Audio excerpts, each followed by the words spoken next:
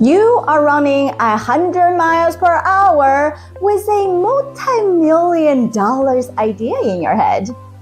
But your team is stuck at mile 1, staring at a blank page of unclear roadmap.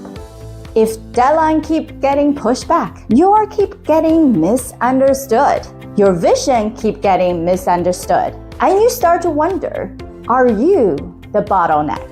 Then it's time for us to talk. The problem isn't your ambition. It's the missing bridge between your brilliant ideas in your head and the rest of your business. Listen up for the rest of the episode. Healthcare entrepreneurs, are you ready to rewrite the rules for your business so you can have more time off, a great team, and more income while creating a positive social impact? Then you are in the right place. Welcome to The Provider's Edge. I'm your host, Sabrina Rumbach. I'm a provider, an international peak performance keynote speaker, and a best-selling author. Let's open the gateway to profitability for you today. My guests and I help healthcare entrepreneurs and startup founders like you break through barriers so you can control your business, control your life, and control your future. This is your defining moment to be a disruptor in healthcare. Are you one of the founders or leaders in your organization that feels like when you set a deadline, it always pushed back? And then you think to yourself, is it that I'm not clear?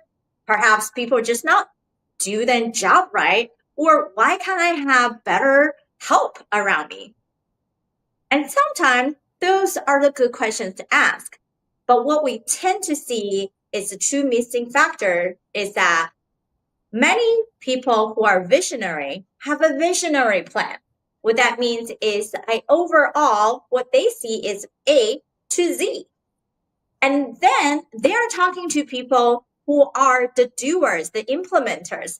They need to know the very granular end and the how of the A to B to C to D and all the little dots that actually connect to each other.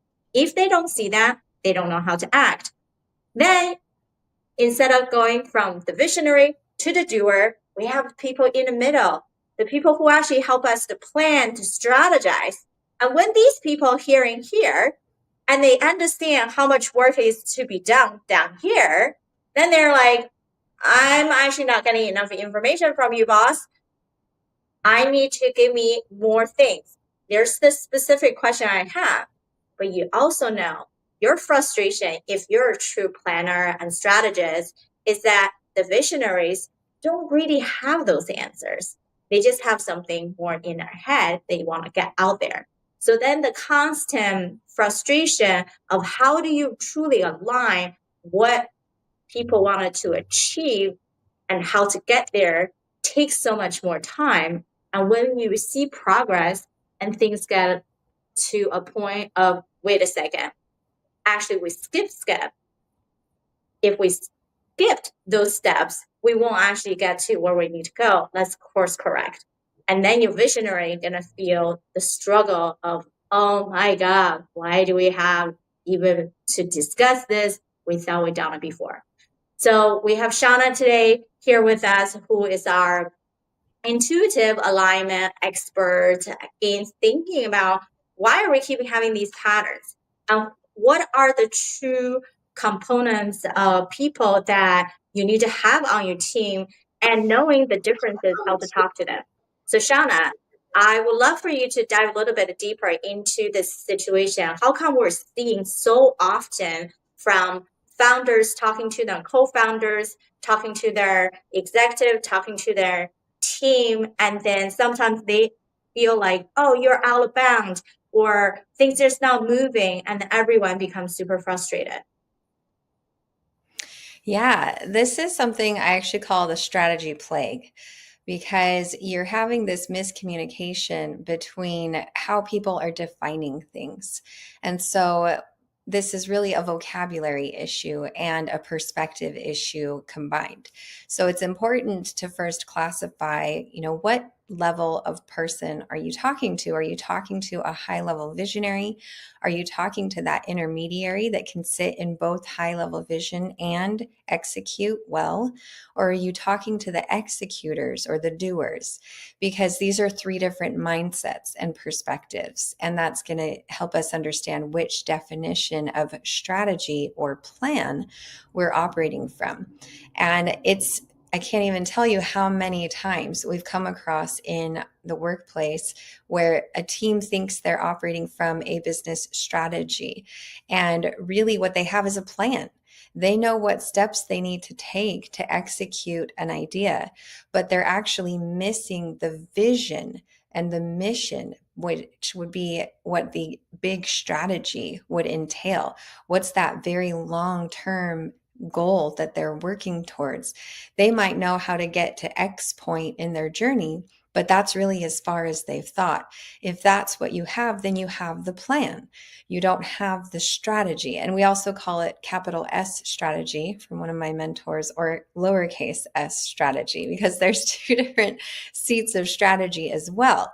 You have the one strategy, capital S strategy, is a big overarching, we really want to create this impact, and we're part of this vision, and we're part of this bigger mission. And the lowercase s strategy is, here's how we're going to market. Here's our strategy of our overall, we're going to use podcasts to invite them onto a call, and, like those baby steps. And then the capital P plan is that business plan. This entails some of your strategy, all of those strategy points, as well as addressing the other SWOT analysis areas. And how are you going to operate your daily business? How are you going to market your business? But also, what impact are you looking to create? And then the lowercase p plan would be more of those execution plans. And that's what your doers and your executors are looking for. What do I need to do in the next 90 days? And so when you're looking at it, you can also see that there are time frames associated with each of these segments as well. And when you're trying to take a visionary and execute something in the next 90 days, there are challenges that come from that, because the concept of time for that capital S big vision person is much more, it's stretched out. So they think, oh, I've had this idea. I have a team. It's Monday morning. I've got this great idea. We're going to get it done by Friday. And everyone is like, I've already booked everything for my tasks and my schedule this week. And now I have to redo all of my careful prioritization that I did. And there isn't space for this beautiful vision you have had last minute that we should really probably work for 3 months on, And then we're either crunching the deadline or we're executing in a fallacy, and it just doesn't look as good as the visionary wanted it to. So it's important to understand your timelines, as well as who are you talking to, what level do they need, and how key those intermediary strategists and executors are, because they can take that vision and they can go to the executors and say, these are your next action steps. And they can go back to the visionary and extract, hey, I need these specific questions answered. And here's a format that you can put that into. Because a lot of times they'll go back and they'll say, we need this information. And the strategist is like, I just give you a 90-minute meeting about that information. And yet nobody has any idea what to do next. And that's because they didn't give that lower level strategy, execution plan. And they need that person to step in and say, I feel like if you could just give us, this, and there, I've worked with several of them. I'm a high level visionary, so I feel this pain point strongly myself. But when somebody can extract it from my mind and say, actually, what I need looks like this, and then I'm like, oh, okay, now that I have a format, let me give you those details, because before I don't know where to narrow in my microscope, right? Well, you also have people who don't want to narrow in, right? And they feel like you're the one who's restricting them from creating impact. because they're not seeing that without a structure, you're running the ship off the cliff. And then we see that in the sense of, for example, one of the precision medicine company that we work with, that CEO is totally an emotional communicator. So he elaborate on more story, more mission, more this. And it's the story after story actually repeat itself because there's also an underlying fear that people don't understand him. So he constantly going back to it. But because it's not tangible, right? So when we talk about big strategy, it's that visionary, this feel, this movement, this thing. But when this thing is not common language enough, people get confused on what you're trying to promote, where they understand the overall feel of things, but it's not tangible for them to put something, touch and feel like, okay, now I understand what to do, right? So that's the translation part. That's what I believe, Shawna, you're mentioning is the language part is when you're so high level, you don't have someone that translate what this means to something in detail. So one of the struggle is we have 2-hour calls, right? Where most of the meeting, he's the one who's talking. And then we're just trying to figure out what he's trying to say. We had a dedicated agenda for this, and then it was not on agenda at all. So for the rest of us who need to have a structure, because we know it's going to just go into a conversation and feels like we're going back and forth at the same thing, nothing got moved forward, right? So we needed to be able to have these visionary recognize if you have a goal, if you have an agenda, especially for the rest of your team who actually do the implementation for you, keep the agenda. Eliminate yourself from continuously to get back to the concept of it, but get to the granular. So what does that also mean is me and Shawna also were talking about showing a business plan. And when the business plan is more of a mission statement, a vision statement, and then the only thing that's detailed is this is how we're going to do the program in this way. This is lab testing, whatnot. You've gone from this big mission vision to just couple component that doesn't really quite connect the value and what you do. So then I said, a true business plan has those mission vision, but you also have to have cost prediction, how often you think, how quickly you're going to have client acquisition, what's the return on this, and what could be potentially cost and that you have accumulate, how much funding you have upfront to launch, because most people would not be able to do all equity. And then you have to plan out very detailed go-to-market strategy, right? And what happened on that team is the CMO is actually an implementer type. The plan that she gave me it's very granular. It's a doer level where we're going to publish 5 blog articles per month. We're going to have so many social media go out. We're going to have so many email lists go out. Those are just tests. They're not a strategy, right? Strategy means the go-to-market strategy means there are set channels that we have to go to that has a client journey experience that creates the awareness, creates the conversion, creates the delivery, right? So there's different steps of different elements, and that's the overall strategy. So I think that's why it's very difficult for people to say why things take so long. You skip the step. You had the visionary talk to the implementer to say, I need something done. This implementer is like, okay, I can. This is the plan. But that plan does not connect to the specific audience, how we engage with them to get them feel the buy-in and feel the necessity.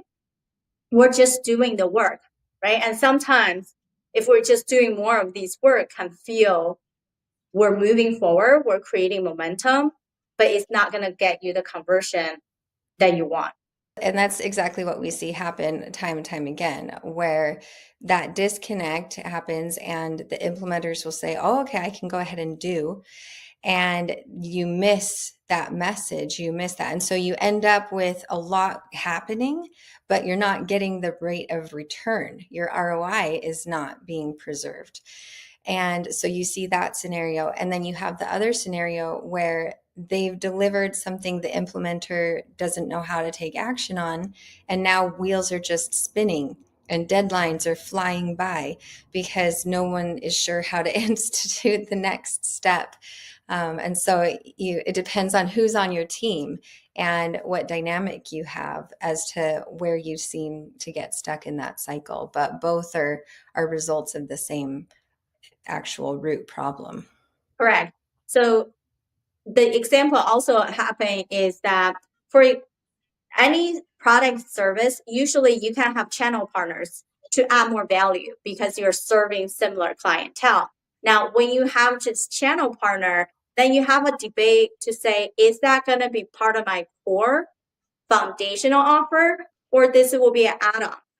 Most people get really confused on that part. So what happened is the rest of their team is also confused. Is this visionary thinking about all these channel partners as add-ons? If they're add-ons, we should not be putting these information in their core offer. And therefore, you should not also be putting them as the authority in your company. That's very different, right? Who you are is the authority. Who you're actually connected, build all the program into the core thing that you have, those are the authority. Everybody else, what we call them is these ambassadors or influencers. And when you have these ambassadors, the influencer, you also have to have very clarity on how they're engaging with you. Just to say, oh, they're gonna do a guest blog, they are going to share our things with their audience. That's so vague. And if you're vague, then nobody knows what to do, what to expect of them. That lack of clarity will cause them to not do anything at all. And then you feel like, oh, these people are not supportive of me. Instead, they just don't even know how to help you. And that also creates additional difficulty for the marketing side to say, how do we even showcase our program when there's too many elements and when they don't even know what the core is, right? So that's the challenge is when people become so granular, asking these visionaries, if you're the type of visionary big S people, when people ask you these follow-up questions, it's not to question your intelligence or why you're doing that. When they ask you why, it's simply getting the clarification so we can connect with the right client and then we can move forward. And the rest of everyone who's on the implementation, the lower level of strategy, can actually do something about it. What are some other examples, Shawna, you've been seeing?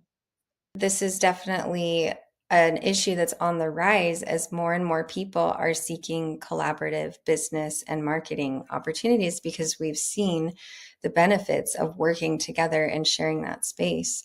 And, to speak to some examples, when you're meeting with your team and you're having these conversations, some of the triggers that you can be aware of that you're stuck in this pattern are when you share something and then people are asking you a question and you might feel like they're asking for, like maybe you feel like they're not understanding the vision or the mission. I would actually doubt that in your mind. I would question that for yourself and say, I feel like they're asking me the same thing I just answered. So this is my flag. Like I'm throwing the red flag. Let me think about this differently, because what they're asking for is not like you're wanting to share the why again. Oh, well, here's why we're doing this. We're going to talk to these kinds of people. That's not what they're asking for. They're asking for clarity around maybe some of the what steps, maybe some of the how steps. They actually need to move into how do you want this done? What does this look like for you in your mind as you're watching your customer go through this journey? I need some of these steps filled in. There's blanks here. So as the visionary who has probably gone through your life being misunderstood, as most visionaries do, I want you to recognize when you feel like you're repeating yourself, call that into question and say, maybe they're not misunderstanding my vision right now. Maybe they need something different from me. And to step back and say, can you ask that question differently? Can you give me an example of what you need from me to better understand this? And just kind of switch up that dialogue. And the other thing is to address that trigger within you and to say, as a visionary, I probably have a wound about feeling misunderstood, and to address that in your mindset work with your personal coach, with your healer, whoever you're working with. Talk to them about this, address the misunderstood root, where it might be coming from, how you can overcome that in your life, so that when you're showing up in your meetings, you're not bringing that baggage into that, so that you can stop and listen to your team and say, okay, wait, it's not that I'm being misunderstood. It's that maybe I'm not sharing the right information. Maybe I'm not sharing it in the right way, and create more of that open dialogue of, tell me what you're hearing, and that active listening to get better results with how they need to see the next steps that they're really asking for from you. One way is about self-awareness and also honor that awareness. It's okay to feel misunderstood. You can work through this. And especially, how can we not let the baggage of what was determine where we are going? What's been helping us to get us thus far needed to be celebrated and supported. At the same time, we have to reflect on, we could have gone so much further. What was that I could have done even better in the people that I have? Or perhaps I needed to be away from certain people. And same thing in the things that I do. What else can I eliminate so I'm really double down and to have 10 times of that, right? There's a book called 10 times is easier than 2 times. Specifically, it's about how do we recognize what's truly important, not just thinking, oh, I just don't have time because I need to do more. And recently we had a conversation with someone who we work with, brilliant, passionate, but 100 miles per hour, how she talks, how she do things. And when we asked her, when was the last time you even took a break? There was that 10-second pause of cannot recall. And for people who, when we ask, so what do you do to have fun? The answer, if it comes back very generic, like, oh, I like to hike, I like to travel, but I really like to build business. That again is no longer a hobby. If work is your hobby, then you don't really truly have a life, because everything you are is identified by who you are as a hyperachiever. So that's actually one of the 10 sabotaging tendencies we have in how we see through performance. And that's based on the study of positive intelligence in Stanford.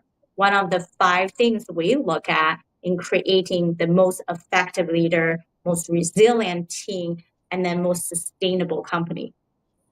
So as we're wrapping up, Shawna gave us some suggestions of when people start identifying themselves as this visionary, they can think really high level. What do they need to pay attention to make sure everybody else actually understood them, or they can actually communicate things so it's not, oh, we didn't hit this deadline, let's push back another week. Yeah. So a few things. Number 1 is in the human capital area, which is my passion area. Do you have the right people on your team?